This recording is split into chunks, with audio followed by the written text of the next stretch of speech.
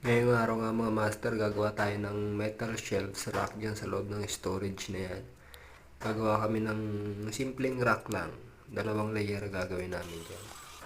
Gumawa kami ng square lang na angle bar. Tapos ayan, imamount namin ng dyan sa wall. Nakapix na siya dyan. Tapos lalagyan namin yan ng mga poste sa tagkabilang dulo at dyan sa gitna, para matibay siya kahit na lagyan siya ng medyo mabibigat na gamit, hindi siya basta-basta babagsak. Yan, simpleng rack lang naman yan. Pininturahan ko na siya ng primer.